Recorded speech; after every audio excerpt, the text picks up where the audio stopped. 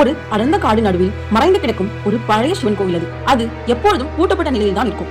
கிராமத்துல ஒரு பழமொழி சொல்லுவாங்க, அந்த கோவிலுக்குள்ள போனவங்க திரும்பி வரமாட்டாங்கன்னு. இந்த கதையை கேட்ட ஒரு யூடியூபர் ஆன அஸ்வின் இது எதுவுமே நம்ப மாட்டான். கோஸ்ட் ஸ்டோரிஸ் எல்லாமே ஃபேக்னு சொல்றான். அவன் ஒரு நாள் ராத்திரி அந்த காட்டுக்குள்ள இருக்கிற அந்த கோவிலுக்குள்ள போறான்.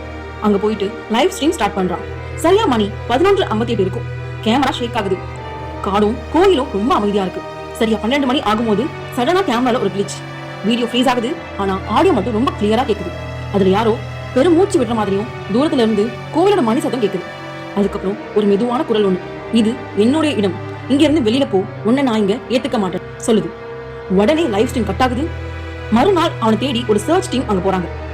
கோயில் எம்டியா இருக்கு. அவன் வந்ததுக்கான தடயமே இல்ல.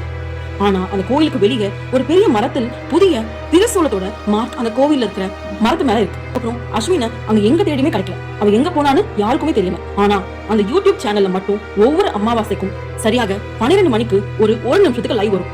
அதுல கேமரா மட்டும் டெம்பிள் உள்ள பிக்ஸ் ஆகிருக்க மாதிரியும் அங்க யாருமே இருக்க மாட்டாங்க. கோயிலோட பெல்லோட சத்தம் கேட்குமா. அந்த லைவ் ஸ்ட்ரீம் முடியும் போது ஒரு நொடிக்கு மட்டும் கேமரா ஸ்லோவா ஜூம் ஆகும். அதுல கருப்ப கிரகத்தோட இருள் தெரியும். அந்த இருளில் யாரோ நின்று கொண்டிருக்க மாதிரி ஒரு ஷேடோ இருக்குமா. அந்த லைவ் பார்த்தாங்கன்னு பல பேர் சொல்லியிருக்காங்க. இந்த வீடியோ பிடிச்சிருந்தா மறக்காம லைக் பண்ணி கமெண்ட் பண்ணுங்க, ஷேர் பண்ணுங்க. இது போன்ற மேலும் வீடியோ பார்க்கணும்னா இந்த சேனல் சப்ஸ்கிரைப் பண்ணுங்க. இந்த வீடியோ பார்த்து நன்றி.